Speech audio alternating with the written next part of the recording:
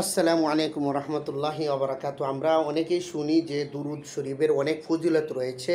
তবে দুরুদ শরীফ কিভাবে পাঠ করবেন, কখন পাঠ করবেন এবং দুরুদ শরীফ পাঠ করার আরও কিছু ফজিলত রয়েছে রাসূলুল্লাহ সাল্লাল্লাহু আলাইহি সাল্লামের হাদিস থেকে, মেশকাত শরীফের হাদিস থেকে আমি কিছু আপনাদের সামনে বর্ণনা করব। আপনারা ধৈর্য সহকারে শুনবেন এবং মানুষের কাছে এই সমস্ত ফজিলতপূর্ণ বাণীগুলা মানুষের কাছে শেয়ার করে দিবেন।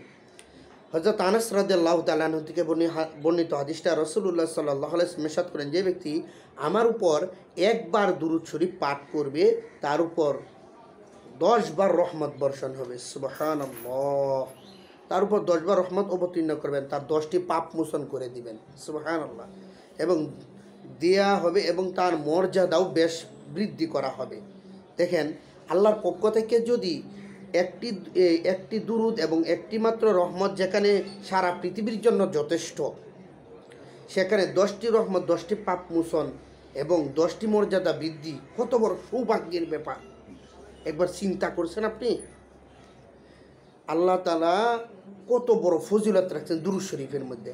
আল্লামা মুনজিরি রহমতুল্লাহি আলাই তার গিব কিতাবে হযরত বারা রাদিয়াল্লাহু তাআলা আনহুর উদ্ধৃতি দিয়া একটি হাদিস বর্ণনা করছেন। হাদিসটা শুনবেন। তাতে অতিরিক্ত অংশটুকু এরকম যে দুরূদ পাঠ করার জন্য 10টি গোলাম আজাদ করার সমান সওয়াব হবে। সুবহানাল্লাহ। হযরত আব্দুল্লাহ ইবনে আমর রাদিয়াল্লাহু তাআলা আনহুর এক বর্ণনা অতিরিক্ত বলা হয়েছে যে আল্লাহ এবং তার ফেরেশতারা 10 বার দুরূদ শরীফ পাঠ করেন। সুবহানাল্লাহ। হযরত ইবনে মাসউদ রাদিয়াল্লাহু তাআলা আনহু থেকে হাদিসটা বর্ণিত, রাসূলুল্লাহ সাল্লাল্লাহু আলাইহি ওয়াসাল্লাম ইরশাদ করেন যে আউয়ালুন নাস বিয়াউমাল কিয়ামাতি আকতারুহুম আলা সালাহ। হযরত আব্দুল্লাহ ইবনে মাসউদ রাদিয়াল্লাহু তাআলা আনহু থেকে বলেন, রাসূলুল্লাহ সাল্লাল্লাহু আলাইহি ওয়াসাল্লাম ইরশাদ করেন, কিয়ামতের দিন ওই ব্যক্তি সর্বাপেক্ষা আমার নিকটবর্তী হবে। কিয়ামতের দিন ওই কষ্টের সময়, বিভীষিকাময় ওই মুহূর্তে আমার সবচেয়ে নিকটবর্তী হবে ওই সমস্ত লোক যারা আমার প্রতি সবচেয়ে বেশি বেশি দুরূদ পাঠ করেছে। আল্লাহ রাসূল সাল্লাল্লাহু আলাইহি ওয়াসাল্লাম আরেক হাদিসের মধ্যে বলছেন, যে ব্যক্তি বেশি বেশি করে দুরূদ পাঠ করবে আমি রাসূলকে স্বপ্নে দেখানো হবে এবং আমি রাসূল তাকে স্বপ্নে দেখা দিব। সুবহানাল্লাহ। দেখেন, রাসূলুল্লাহ সাল্লাল্লাহু আলাইহি ওয়াসাল্লামকে স্বপ্নে দেখা এই সাধারণ কোনো বিষয় না, এটা আল্লাহ তাআলার পক্ষ থেকে খাস রহমত এবং বরকত। যদি রাসূলকে স্বপ্নে দেখতে চান তাহলে প্রতিনিয়ত দুরূদের আমল অবশ্যই আমার করতে হবে।